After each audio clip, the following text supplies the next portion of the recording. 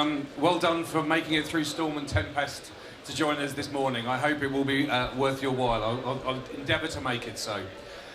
So it's my privilege to talk to you today about Coventry's UK City of Culture 2021 programme, what we're planning, and to be a taster really for a further session at 5 o'clock this evening in this very marquee. So, on Thursday, the 7th of December 2017, Coventry, live on national television, was awarded the title of UK City of Culture 2021. It was an extraordinary evening in the city, and it represented the culmination of 4 years of work, of feasibility, planning, preparation, engagement, investment and bid development up to that point. It all happened on that night. We didn't go into that evening knowing whether we would be successful or not. The announcement was made live on national television, and the first we knew of the outcome was when we saw the card come out of the envelope as the Minister pulled it out and announced that Coventry was indeed successful in being UK City of Culture 2021. Coventry had formally entered the competition with 10 other locations, so it was a competition of 11 destinations or places, and across the year of bidding, 5 of those places were shortlisted in July 2017. It was an amazing thing to be shortlisted, but we knew the work then started again, and we had to push and keep going and work with our partners to create the most compelling bid and case for Coventry and the wider West Midlands that we could make. It was a hard-fought and fair process, but on the 7th of December we were delighted to be announced as the UK City of Culture for 2021, and a number of people from the city have compared it to me as equivalent to winning the FA Cup in 1987, which for Coventry people is quite a statement. So, for those of you who may be less familiar, let me just tell you a little bit about what a UK City of Culture is and what it will mean for our city and our region going forwards. The UK City of Culture competition grew out of the European Capitals of Culture programme. The European Capitals of Culture programme comes around to the UK, or did come around to the UK, roughly every 15 years. So we've had 2 European Capitals of Culture, people will probably be aware of Glasgow and Liverpool. And on the back of the success of Liverpool and the incredible contribution that the Liverpool Capitals of Culture programme made to the local economy and to the profile of Liverpool and the wider region as a whole, Phil Redmond proposed to government to create a UK City of Culture competition on a 4-year basis to realise and recognise the benefits that culture can offer to local people, to local economies and to placemaking for destinations and cities across our UK territories. Londonderry was the first place to be awarded the title in 2013, and it was followed, as I'm sure many of you will know, by Stoke, who were the second UK City of Culture in 2017. Coventry, therefore, will be the 3rd UK City of Culture in 2021. And as Hull has recently demonstrated, and as Coventry is already discovering, that the title brings very real and very tangible benefits, not only to the city, but to the wider sub-region and region as a whole. This is an image from Derry and from Derry's programme in 2013.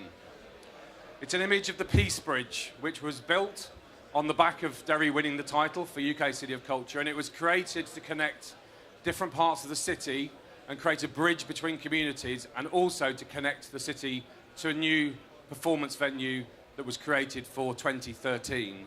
It became an iconic part of the city's infrastructure. It didn't exist before they won the title, and already over 3 million people have crossed that bridge to take part in a range of cultural programmes and as part of city life.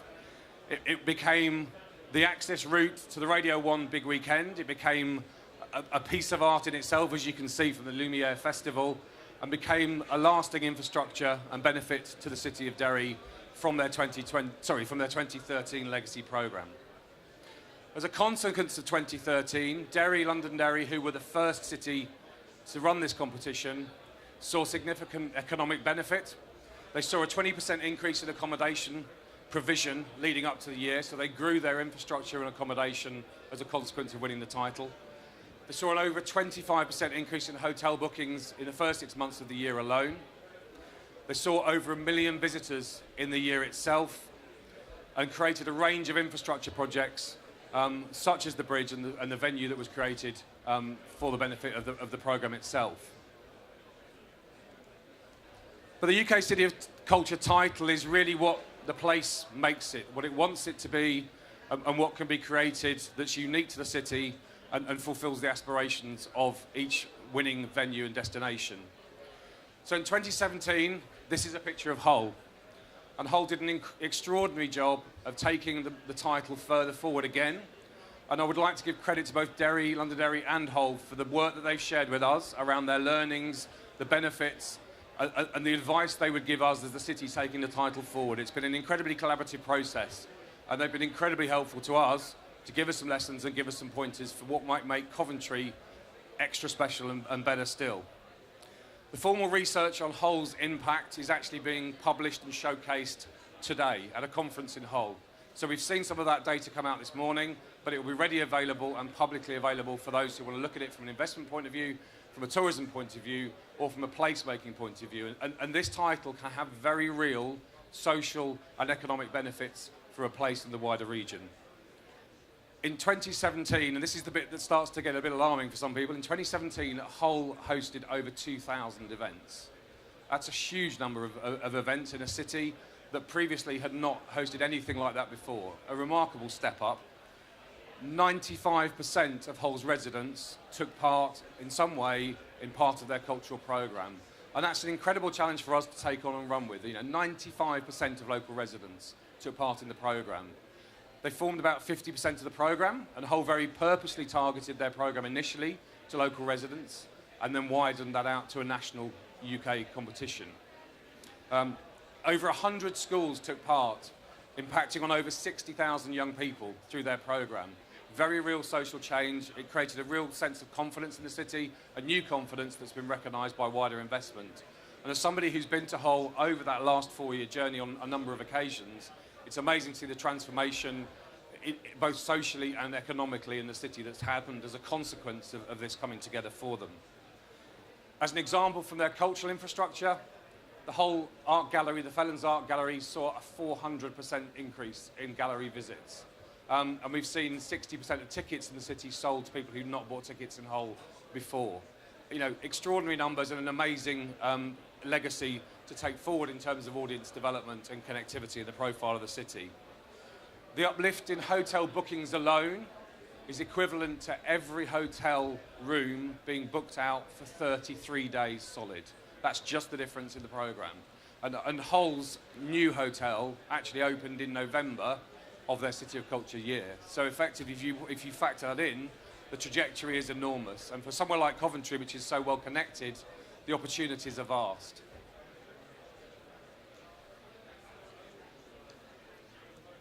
But perhaps most pertinent for today and for this message and this audience is the investment case. Hull, since winning the title in 2013, has seen £3.5 billion of public and private investment come into the city. It shows the effectiveness of a city economic strategy aligned to a cultural programme and a national title. And it's transformed Hull's positioning not only by featuring in the weather map for the entire year on the BBC, but actually delivering so many benefits and profile opportunities for the city that were not there before and simply wouldn't have happened without the title. And Hull were very cleverly shared with us their legacy and how they structured their legacy around 4 themes: place, product, positioning and people, so that they were ready to deliver effectively for the title going forward. And Coventry's learnt those lessons and is already planning now for what we will deliver and how we can work with our partners and investors to create the most amazing City of Culture in 2021. So, what will this mean for Coventry and our City of Culture programme? This is a photo of our Broadgate city centre square around our Christmas light switch on, which gets regularly attended by 10,000 people. We're now marketing the city and the opportunities of our programme to 40 million people in a 2-hour travel time. Coventry is incredibly well connected. 75% of the population of England live within 2 hours of Coventry. So this genuinely and very truly will be a UK City of Culture for the UK, hosted proudly by the city and with significant benefit to the region. So we're preparing our city for this transformation. And our programme, which you'll have the opportunity to hear more about tonight, is geared to be a programme for a diverse modern Britain. Coventry's 7 years younger than the national average. We have a diverse, very relevant, very contemporary population. And we can offer, as we say, a city of culture for the whole of the UK.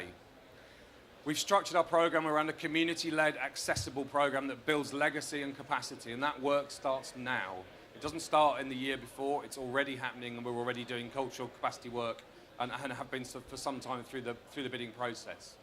We have a new 10-year cultural strategy that was signed off in 2017 and will take us through not only 2021, but well beyond to 2027 as we realise the aspirations and ambitions for the city and its cultural sector and creative sector also. We've got both universities, Coventry University and the University of Warwick, collaborating on a impact programme so we can measure in social and economic terms what the benefit will be, and we've already taken baseline work around that through tourism research, through economic and household survey work. So culture will be driving and supporting economic growth in the city and the wider region in a very real way. Our programme, as we say, will be discussed more tonight, so if you're interested, please do come along and find out more. It is still illustrative.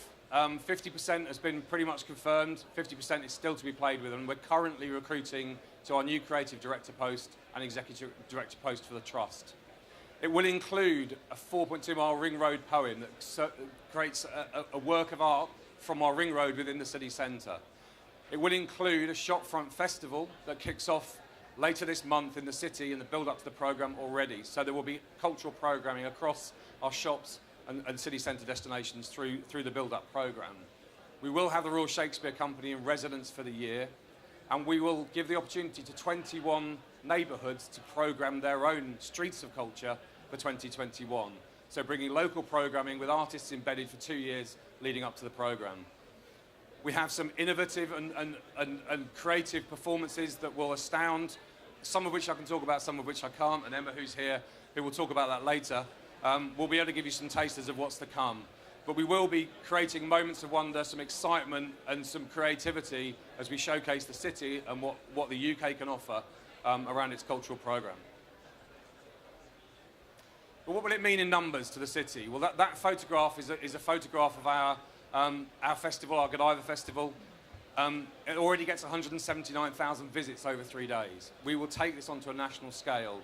We're projecting a £350 million economic benefit from this, a £24 million programme, 2.5 million extra visitors to the city. It's roughly 8,000 a day on average, but clearly it won't be on average. There'll be amazing moments when the city will be the host for the whole of the UK. We project a £200 million tourism impact from 2018 to 2022. We're already working with the BBC around the biggest weekend as we speak now for May in this year. And we anticipate new hotel investment, 20 new creative and cultural SMEs, a £50 million media coverage, of which we've already secured £20 million worth of media coverage, including £8 million in the week that we won. So we're already on that national profile. And we see the potential for over £1 billion of additional aligned investment through significant regeneration programmes that the city's already showcasing. Schemes such as the £37 million water park that opens next year in our city centre. We've had a £100 million investment from the West Midlands Combined Authority and the LEP into our Friargate scheme and city centre station master plan. We have Friargate and City Centre South progressing as regeneration schemes which will be aligned to the repurposing of the city. And we also will be going into discussions around 2 city centre housing projects that have been announced while we've been here this week. So the city is changing. It's ready to deliver economic regeneration and change aligned to a significant national title. So just very briefly, I will finish very shortly, but just wanted to share with you the journey that some of the partners we've been working with already have been on with us. This is the slide that you may expect from a bidding city. We already have clear commitment, financial and in kind, from Coventry University, University of Warwick, West Midlands Combined Authority, Coventry and Warwickshire LEP. Those partners have all come together with Arts Council and with Heritage Lottery Fund to commit to the programme already. Significant investment already there from our public sector bodies. But one of the things that really stood out for Coventry in its bid, and will stand out in the programme to come, is that slide. We already have over 100 businesses invested in our bid and in our programme as we speak. Of those investors, 60% had never invested in culture before. This is transforming the economic landscape of our cultural institutions and sector in the city, and has been a genuine partnership between public and private sector, and will be a national partnership with government and the region as we go forwards. This will see significant benefit to the city, to our businesses, and to our partners in Coventry, Warwickshire, and the wider West Midlands area. So, just to conclude, this is going to be an extraordinary year for Coventry, for the West Midlands. It is the year before the West Midlands, as we said yesterday, hosts the Commonwealth Games. What an incredible time for our region. We're very proud to make a huge contribution, we believe, through City of Culture, to the transformation of the West Midlands and the growth in our sector economy. If you want to hear more about it, please do come back at 5 o'clock, when you'll hear more from many other people who've been involved in the programme and the process to date. And if you haven't already done so, please join us in following, investing, or being a part of what we hope and intend to be the most extraordinary City of Culture to date in Coventry 2021. Thank you for your time.